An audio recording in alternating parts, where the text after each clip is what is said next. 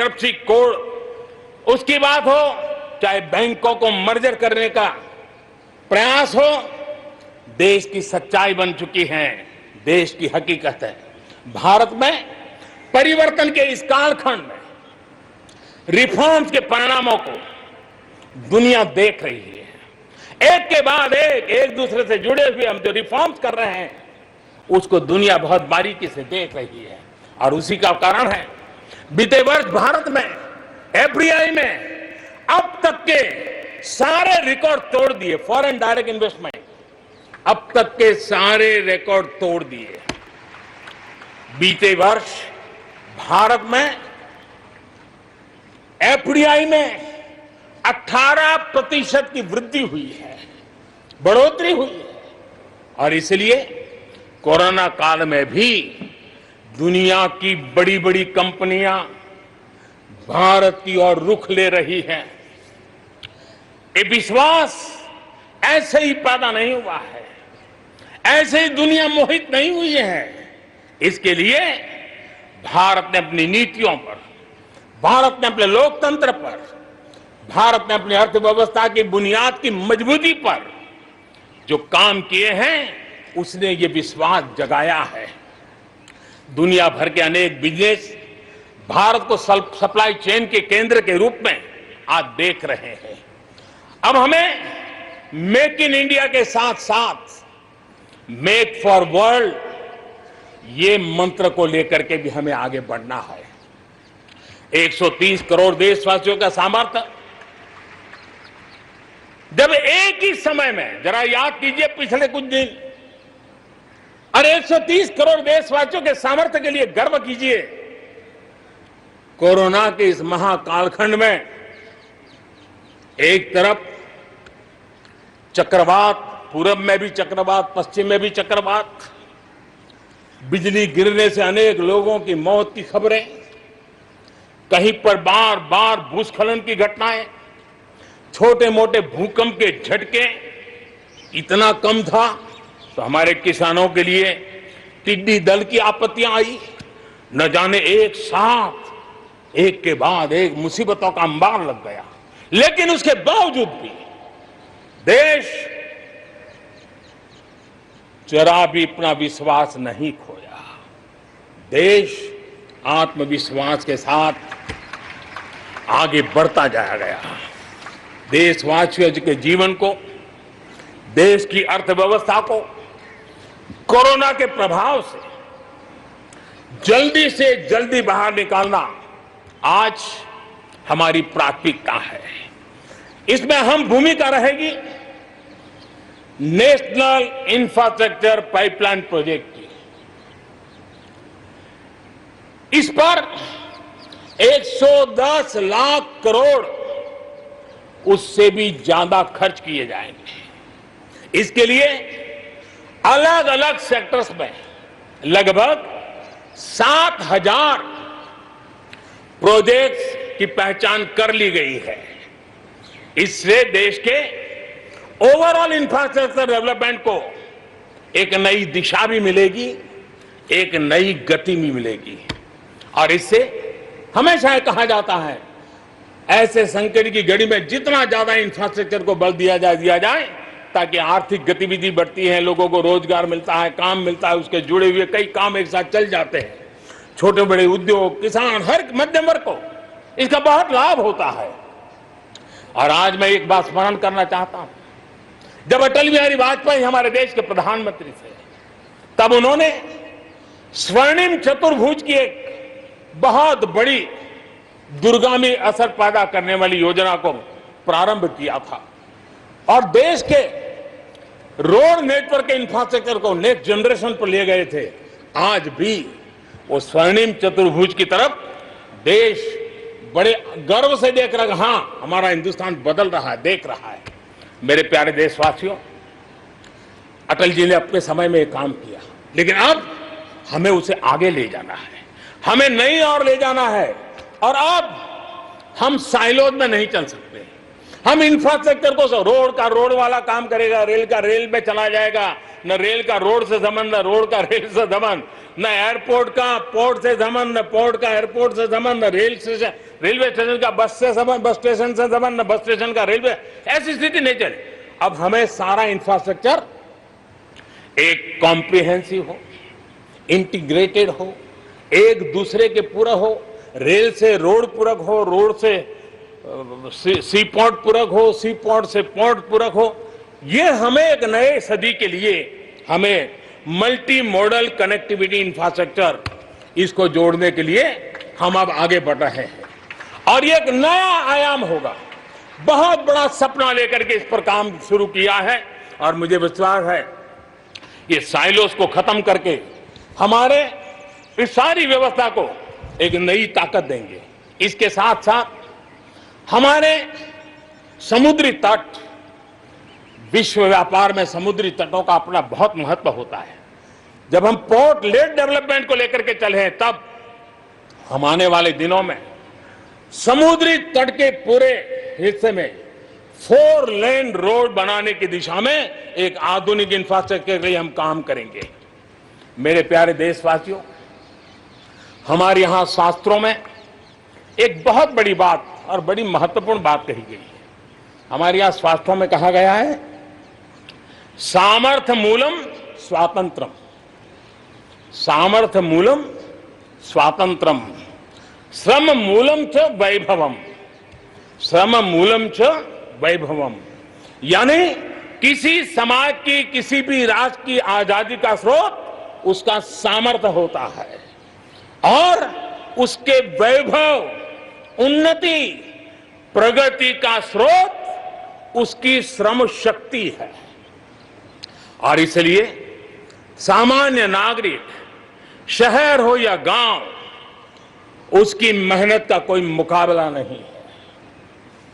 मेहनत का समाज को जब सुविधाएं मिलती है, जीवन का संघर्ष, रोजमर्रा की मुसीबतें कम होती है, तो उसकी ऊर्जा, उसकी शक्ति बहुत खिल उठती है, बड़े कमाल करके देती है।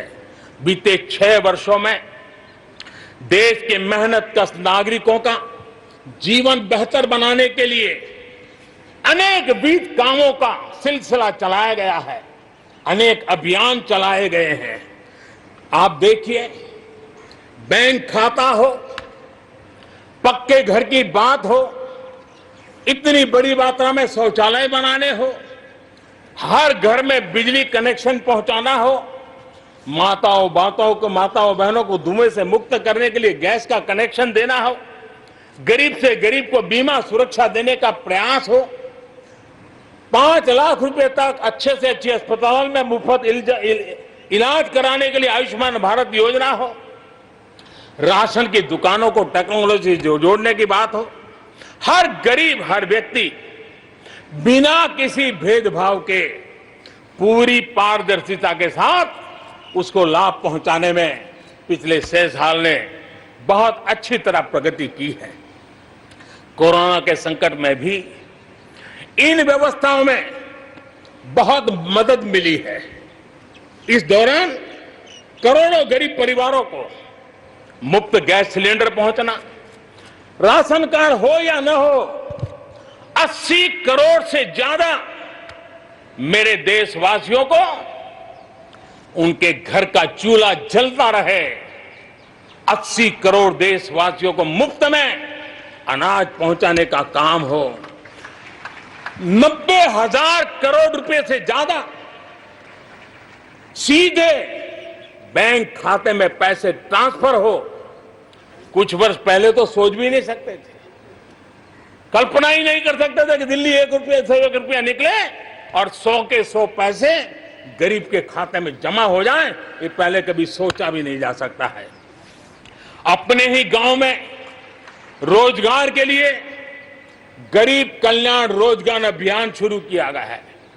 श्रमिक साथी खुद को रिस्किल करे, अपस्किल करे, इस पर विश्वास करते हुए, श्रम शक्ति पे भरोसा करते हुए, गांव के संसाधनों पर भरोसा करते हुए हम वोकल फॉर लोकल को बल देते हुए रीस्किल अपस्किल के द्वारा हम हमारे देश की श्रम शक्ति को, हमारे गरीबों को एम्पावर करने की दिशा में हम काम कर रहे हैं। शहर में हमारे जो श्रमिक हैं, क्योंकि आर्थिक गतिविधि का केंद्र शहर है, गांव से लोग दूर दूर से शहरों में आते हैं। स्ट्रीट वेंडर्स हो, रेडी पटरी वाले लोग हो, आज बैंकों से उनको सीधा पैसा देने की योजना चल रही है। लाखों लोगों ने इतने कम समय में, कोरोना के कालखंड में इसका फायदा उठाया है। अब उनको कहीं से ज्यादा ब्याज से खानगी स्तर पर पैसे लेने की जरूरत नहीं पड़ेगी, बैंक से वो अधिकार से अपने पैसे ले पाएगा। उसी प्रकार से जब शहर में हमारे श्रमिक आते हैं, उनको रहने की अगर अच्छी सुविधा मिल जाए तो उनकी कार्य क्षमता में भी बहुत बढ़ोतरी होती है। और इसी बात को ध्यान में रखते हुए शहर के अंदर उनके लिए हमने आवास की व्यवस्था की एक बहुत बड़ी योजना बनाई है, ताकि शहर के अंदर जब श्रमिक आएगा वो अपने काम के लिए मुक्त मन से पूरे विश्वास के साथ आगे बढ़ पड़ेंगे। मेरे प्यारे देशवासियों, ये भी सही है कि विकास की इस यात्रा में भी हमने देखा है जैसे समाज जीवन में कुछ तबके पीछे रह जाते हैं, गरीबी से बाहर निकल नहीं पाते हैं, वैसे राष्ट्र जीवन में भी कुछ क्षेत्र होते हैं, कुछ भूभाग होते हैं, कुछ इलाके होते हैं जो पीछे रह जाते हैं। आत्मनिर्भर भारत बनाने के लिए हमारे लिए संतुलित विकास बहुत आवश्यक है। और हमने 110 से ज्यादा आकांक्षी जिले आइडेंटिफाई किए हैं। उन 110 जिले जो एवरेज से भी पीछे हैं, उनको राज्य की और राष्ट्र की एवरेज तक ले आना है। सभी पैरामीटर में लेता है। वहां के लोगों को बेहतर शिक्षा मिले, वहां के लोगों को बेहतर स्वास्थ्य सुविधाएं मिले, वहां के लोगों को रोजगार के स्थानीय अवसर पैदा हो। और उसके लिए लगातार हमने इन 110 जिले जो हमारी विकास यात्रा में कहीं पीछे छूट गए हैं, उनको आगे ले जाने के लिए प्रयास कर रहे हैं। मेरे प्यारे देशवासियों, आत्मनिर्भर भारत की अहम प्राथमिकता आत्मनिर्भर कृषि और आत्मनिर्भर किसान, और इसको हम कभी भी नजरअंदाज नहीं कर सकते हैं। किसान को पिछले दिनों हमने देखा है, एक के बाद एक रिफॉर्म आजादी के इतने सालों के बाद किए गए हैं। किसान को तमाम बंधनों से मुक्त करना हो, वो काम हमने कर दिया है। आप सोच नहीं सकते होंगे, हमारे देश में आप अगर साबुन बनाते हैं, हिंदुस्तान के कोने में जाके साबुन बेच सकते हैं। आप अगर कपड़ा बनाते हैं, हिंदुस्तान के किसी कोने में जाके कपड़ा बेच सकते हैं। आप चीनी बनाएं, आप चीनी बेच सकते हैं। लेकिन मेरा किसान, बहुत लोगों को पता नहीं होगा, मेरे देश का किसान जो उत्पादन करता था, न वो अपनी मर्जी से बेच सकता था, न अपनी मर्जी से जहां बेचना चाहता था वहां बेच सकता था। उसके लिए जो दायरा तय किया था वहीं बेचना पड़ता था। उस सारे बंधनों को हमने खत्म कर दिया है। अब हिंदुस्तान का किसान उस आजादी की सांस को ले पाएगा, ताकि वो हिंदुस्तान के किसी में भी, दुनिया के किसी भी कोने में अपना माल बेचना चाहता है, वो अपने टर्म्स पर बेच पाएगा। इस बात को हमने किसान की आय को बढ़ाने के लिए अनेक वैकल्पिक चीजों को भी बल दिया है। उसके किसानी में इनपुट कॉस्ट कैसे कम हो, सोलार पंप, उसको डीजल पंप से मुक्ति कैसे दिला दे, अन्नदाता ऊर्जादाता कैसे बने, मधुमक्खी पालन हो, फिशरीज हो, पोल्ट्री हो, ऐसे अनेक चीजें उसके साथ जुड़ जाएं, ताकि उसकी आय दोगुना हो जाए। उस दिशा में हम लगातार काम कर रहे हैं। आज समय की मांग है, हमारा कृषि क्षेत्र आधुनिक बने, मूल्य वृद्धि हो, वैल्यू एडिशन हो, फूड प्रोसेसिंग हो, पैकेजिंग की व्यवस्था हो, उसको संभालने की व्यवस्था हो, और इसलिए अच्छे इंफ्रास्ट्रक्चर की जरूरत है। आपने देखा होगा इस कोरोना कालखंड में ही पिछले दिनों 1 लाख करोड़ रुपया एग्रीकल्चर इंफ्रास्ट्रक्चर के लिए भारत की सरकार ने आवंटित किए हैं। और इंफ्रास्ट्रक्चर जो किसानों की भलाई के लिए होगा, और इसके कारण किसान अपना मूल्य भी प्राप्त कर सकेगा, दुनिया के बाजार में बेच भी पाएगा, विश्व बाजार में उसकी पहुंच बढ़ेगी। आज हमने ग्रामीण उद्योगों को मजबूत करने की जरूरत है। ग्रामीण क्षेत्रों में विशिष्ट प्रकार से आर्थिक क्लस्टर बनाने जाएंगे। कृषि और गैर कृषि उद्योगों को गांव के अंदर एक जाल बनाई जाएगी और उसके कारण उसके साथ साथ किसानों के लिए जो नई एफपीओ हमने बनाने का, किसान उत्पादक संघ बनाने का जो हमने कोशिश की है, वो अपने आप में एक बहुत बड़ा इकोनॉमिकल एम्पावरमेंट का काम करेगा। भाइयों बहनों, मैंने पिछली बार यहां पर जल जीवन मिशन की घोषणा की थी। आज उसको 1 साल हो रहा है। मैं आज गर्व से कह सकता हूं कि जो हमने सपना लिया है कि पीने का शुद्ध जल, नल से जल हमारे देशवासियों को मिलना चाहिए। स्वास्थ्य की समस्याओं का समाधान भी शुद्ध पीने के जल से जुड़ा हुआ होता है। अर्थव्यवस्था में भी उसका बहुत बड़ा योगदान होता है और उसको लेकर के जल जीवन मिशन शुरू किया।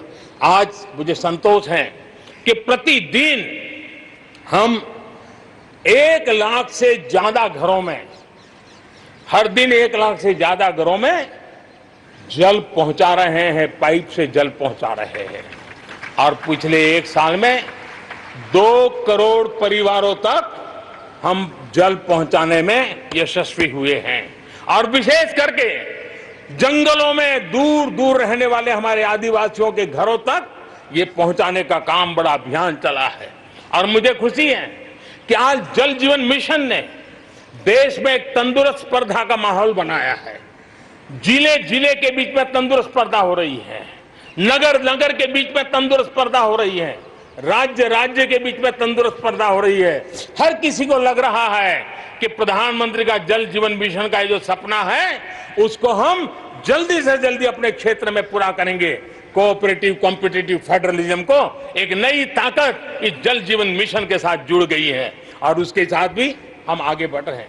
मेरे प्यारे देशवासियों, चाहे हमारा कृषि का क्षेत्र हो, चाहे हमारे लघु उद्योगों का क्षेत्र हो, चाहे हमारे नौकरी पेशा करने वाले समाज के लोग हो, ये करीब करीब सभी लोग एक प्रकार से भारत का मध्यम वर्गीय बहुत बड़ा संपुट है। और मध्यम वर्ग से निकले हुए प्रोफेशनल्स आज दुनिया में अपना डंका जमा रहे हैं। मध्यम वर्ग से निकले हुए हमारे डॉक्टर, इंजीनियर, वकील, साइंटिस्ट, सबको दुनिया के अंदर अपना नाम डंडा जमा रहे हैं। और इसलिए ये बात तय है कि मध्यम वर्ग को जितने अवसर मिलते हैं वो अनेक गुना ताकत के साथ उभर करके आते हैं। और इसलिए मध्यम वर्ग को सरकारी दखलंदाजी से मुक्ति चाहिए। मध्यम वर्ग को अनेक विध नए अवसर चाहिए, उसको खुला मैदान होना चाहिए। और हमारी सरकार लगातार मध्यम वर्ग के इन सपनों को पूरा करने के लिए काम कर रही है। मध्यम वर्ग मिरेकल करने की ताकत रखता है। ईज ऑफ लिविंग, इसका सबसे बड़ा लाभ किसी को होना है तो मेरे मध्यम वर्गीय परिवारों को होना है। सस्ते इंटरनेट की बात हो, चाहे सस्ते स्मार्टफोन की बात हो, या उड़ान के तहत हवाई जहाज की टिकटें बहुत मिनिमम हो जाने की बात हो, या हमारे हाईवेज हो, इंफॉर्मेशन वेज हो, ये सारी चीजें मध्यम वर्ग की ताकत को बढ़ाने वाली है। आज आपने देखा होगा मध्यम वर्ग में जो गरीबी से बाहर निकला है उसका पहला सपना होता है अपना घर होना चाहिए, वो एक बराबरी की जिंदगी जाना चाहता है। देश में बहुत बड़ा काम हमने ईएमआई के क्षेत्र में किया और उसके कारण होम लोन सस्ते हुए। और जब एक घर के लिए लोन लेता है तो लोन पूरी करते करते करीब 6 लाख रुपया कि उसके छूट मिल जाती है। यह इतना ही नहीं, पिछले दिनों ध्यान में आया कि बहुत गरीब मध्यम वर्ग के परिवारों ने पैसे लगाए हुए हैं, लेकिन योजनाएं पूरी न होने के कारण खुद का घर मिल नहीं रहा है, किराया भरना पड़ रहा है। भारत सरकार ने 25,000 करोड़ रुपया का विशिष्ट फंड बना करके ये जो आधे अधूरे घर है उनको पूरा करके मध्यम वर्गीय परिवारों को घर मिल जाए, उसके लिए हमने अब कदम उठाया है। जीएसटी में बहुत तेजी से टैक्सेशन कम हुआ है, इनकम टैक्स कम हुआ है। आज मिनिमम उस प्रकार के व्यवस्थाओं के साथ हम देश को आगे बढ़ाने का प्रयास कर रहे हैं। कोऑपरेटिव बैंकों को आरबीआई से जोड़ना, ये अपने आप में मध्यम वर्गीय परिवारों के पैसों को सुरक्षित रखने की गारंटी इसके साथ जुड़ी हुई है।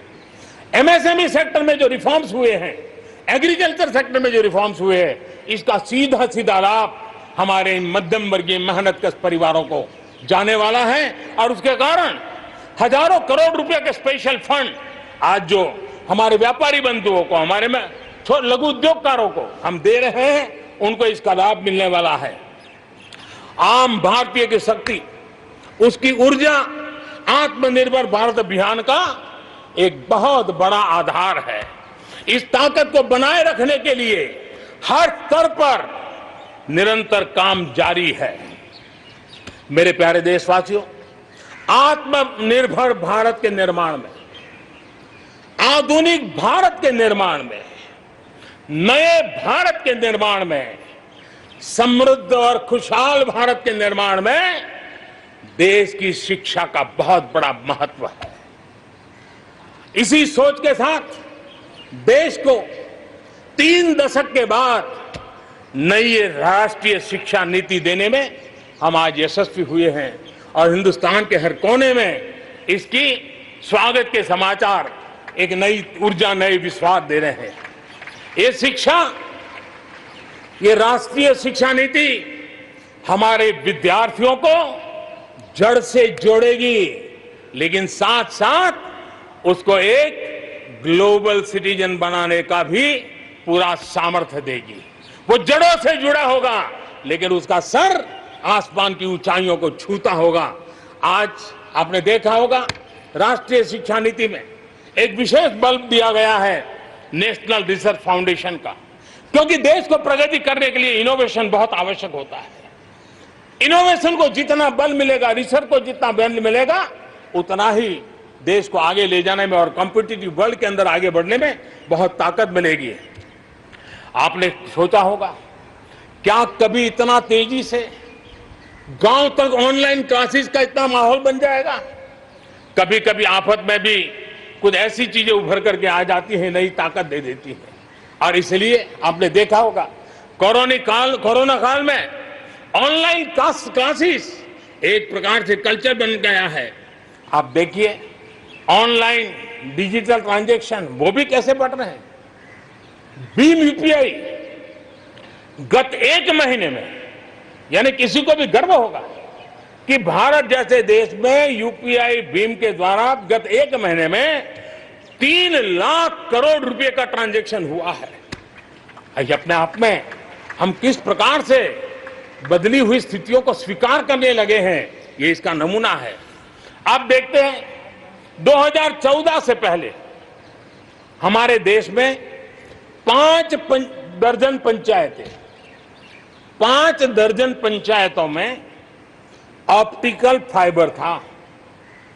गत 5 वर्ष में 1.5 लाख ग्राम पंचायतों तक ऑप्टिकल फाइबर नेटवर्क पहुंच चुका है, जो आज इतना मदद कर रहा है। सभी पंचायतों में पहुंचने के लक्ष्य के साथ हमने काम शुरू किया था। जो 1 लाख पंचायतें बाकी हैं, वहां भी तेजी से काम चल रहा है, लेकिन बदली पड़ी हुई परिस्थिति में गांव की भी डिजिटल इंडिया में भागीदारी अनिवार्य बन गई है। गांव के लोगों को भी इस प्रकार की ऑनलाइन सुविधाओं की जरूरत बढ़ गई है।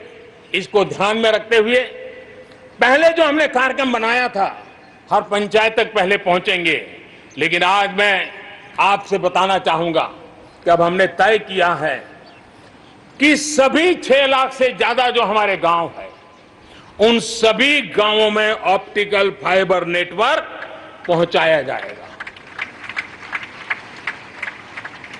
जरूरत बदली है तो हमने प्रायोरिटी भी बदली है।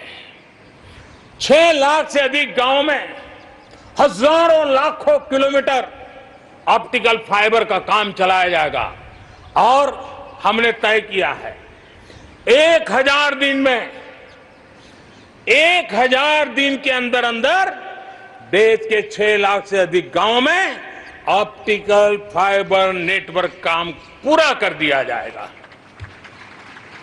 बदलती हुई टेक्नोलॉजी में साइबर स्पेस, ये हमारी निर्भरता बढ़ती ही जाने वाली है। लेकिन साइबर स्पेस में खतरे भी जुड़े हुए होते हैं। भली भांति दुनिया इससे अब परिचित है और इनसे देश के सामाजिक ताने बाने, हमारी अर्थव्यवस्था और हमारे देश के विकास पर भी खतरे पैदा करने का ये आसान मार्ग बन सकता है। और इसलिए भारत इसमें बहुत सचेत है, भारत बहुत सतर्क है और इन खतरों का सामना करने के लिए फैसले ले रहा है। इतना ही नहीं, नई व्यवस्थाएं भी लगातार विकसित की जा रही है। बहुत ही अल्प समय में नई साइबर सुरक्षा रणनीति, इसका एक पूरा खाका देश के सामने आएगा। आने वाले समय में सब इकाइयों को जोड़ करके हम इस साइबर सिक्योरिटी के अंदर सबको एक साथ चलना पड़ेगा। उसके लिए आगे बढ़ने की रणनीति बनाएंगे। मेरे प्यारे देशवासियों, भारत में महिला शक्ति को जब जब भी अवसर मिले उन्होंने देश का नाम रोशन किया, देश को मजबूती दी है। महिलाओं को स्वरोजगार और रोजगार के समान अवसर देने के लिए आज देश प्रतिबद्ध है। आज भारत में महिलाएं अंडरग्राउंड कोयले की खदान में काम कर रही हैं, तो आज मेरे देश की बेटियां फाइटर प्लेन भी उड़ा करके आसमान की बुलंदियों को चूम रही है। आज भारत दुनिया के उन देशों में है जहां नौसेना और वायुसेना में महिलाओं को कॉम्बैट रोल में शामिल किया जा रहा है। गर्भवती महिलाओं को सैलरी के साथ 6 महीने की छुट्टी देने का फैसले की बात हो। हमारे देश की महिलाएं जो 3 तलाक के कारण पीड़ित रहती थी, वैसी हमारी मुस्लिम बहनों को मुक्ति दिलाने, आजादी दिलाने का काम हो। महिलाओं के आर्थिक सशक्तिकरण की बात हो। 40 करोड़ जो जनधन खाते खोले गए हैं, उसमें 22 करोड़ खाते हमारी बहनों के हैं। कोरोना काल में करीब 30,000 करोड़ रुपए इन बहनों के खाते में जमा कर दिए गए हैं। मुद्रा लोन 25 करोड़ के करीब मुद्रा लोन दिए गए, उसमें 70% मुद्रा लोन लेने वाली हमारी माताएं बहनें हैं। प्रधानमंत्री आवास योजना के तहत जो खुद का घर मिल रहा है, उसमें अधिकतम रजिस्ट्री भी महिलाओं के नाम हो रही है। मेरे प्यारे देशवासियों, गरीब बहन बेटियों की बेहतर स्वास्थ्य की भी चिंता यह सरकार लगातार कर रही है। हमने जन औषधि केंद्र के अंदर 1 रुपये में सैनिटरी पैड पहुंचाने के लिए एक बहुत बड़ा काम किया। 6000 जन औषधि केंद्रों में पिछले कुछ थोड़े से समय में ही करीब 5 करोड़ से ज्यादा सैनिटरी पैड हमारी इन गरीब महिलाओं तक पहुंच चुके हैं। बेटियों में कुपोषण खत्म हो, उनकी शादी की सही आयु क्या हो, इसके लिए हमने कमेटियां बना की रचना की है। उसका रिपोर्ट आते ही बेटियों की शादी की उम्र के बारे में भी उचित फैसले लिए जाएंगे। मेरे प्यारे देशवासियों, इस कोरोना के सेक्टर में कालखंड में हेल्थ सेक्टर की तरफ ध्यान जाना बहुत स्वाभाविक है और इसलिए आत्मनिर्भर की सबसे बड़ी सीख हमें हेल्थ सेक्टर ने इस संकट के काल में सिखा दी है और उस लक्ष्य में प्राप्त करने के लिए हमें आगे भी बढ़ना है। अब देखिए, कोरोना के समय, उसके पूर्व हमारे देश में सिर्फ एक लैब थी टेस्टिंग के लिए। आज 1400 लैब्स का नेटवर्क है, हिंदुस्तान के हर कोने में फैला हुआ है। जब कोरोना का संकट आया तो एक दिन में सिर्फ 300 टेस्ट हो पाते थे। इतने कम समय में हमारे लोगों ने वो शक्ति दिखा दी है कि आज हर दिन 7 लाख से ज्यादा टेस्ट हम कर पाए। कहां 300 से शुरू किया था और कहां हम 7 लाख तक पहुंच गए। देश में नए एम्स, नए मेडिकल कॉलेज का निर्माण, आधुनिकीकरण की दिशा में निरंतर प्रयास ये हम कर रहे हैं।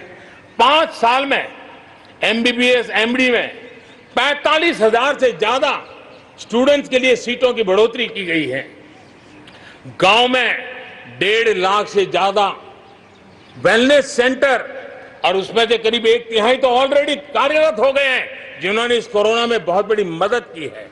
कोरोना के काल में वेलनेस सेंटर्स की भूमिका ने गांव की बहुत बड़ी मदद की है। हेल्थ सेक्टर में आज से एक बहुत बड़ा अभियान शुरू होने जा रहा है और उसमें टेक्नोलॉजी का भी बहुत बड़ा रोल रहेगा। आज से नेशनल डिजिटल हेल्थ मिशन उसका भी आरंभ किया जा रहा है। भारत के हेल्थ सेक्टर में ये एक नई क्रांति ले आएगा। इलाज में आने वाली परेशानियां कम करने के लिए टेक्नोलॉजी का बहुत सुविचारित रूप से उपयोग होगा। प्रत्येक भारतीय को हेल्थ आईडी दी जाएगी। ये हेल्थ आईडी प्रत्येक भारतीय के स्वास्थ्य खाते की तरह काम करेगी। आपके हर टेस्ट, हर बीमारी, आपको किस डॉक्टर के पास कौन सी दवा ली थी, उनका क्या डायग्नोसिस था, कब दी थी, आपकी रिपोर्ट क्या थी, ये सारी जानकारी इस एक हेल्थ आईडी में आपको समाहित की जाएगी। डॉक्टर से अपॉइंटमेंट हो, पैसा जमा करना हो, अस्पताल में पर्ची बनवाने की भागदौड़ हो, तमाम दिक्कतें नेशनल डिजिटल हेल्थ मिशन के माध्यम से अनेक मुसीबतों से मुक्ति मिलेगी और उत्तम स्वास्थ्य के लिए हमारा कोई भी नागरिक सही फैसले कर पाएगा। ये व्यवस्था उससे होने वाली है। मेरे प्यारे देशवासियों, जब भी अब कोरोना की बात आती है तो एक बात स्वाभाविक है, हर किसी के मन में सवाल है, कोरोना की वैक्सीन कब तैयार होगी? ये सवाल हर एक के मन में है, पूरी दुनिया में है। मैं आज देशवासियों को कहना चाहूंगा,